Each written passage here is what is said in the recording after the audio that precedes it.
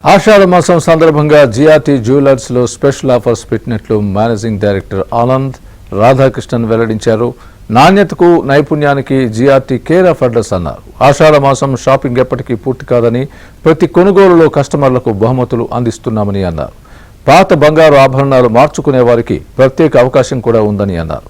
కస్టమర్ల ఆనందం కోసం ఈ బహుమతులు అందిస్తున్నామని మేనేజింగ్ డైరెక్టర్లు స్పష్టం చేశారు.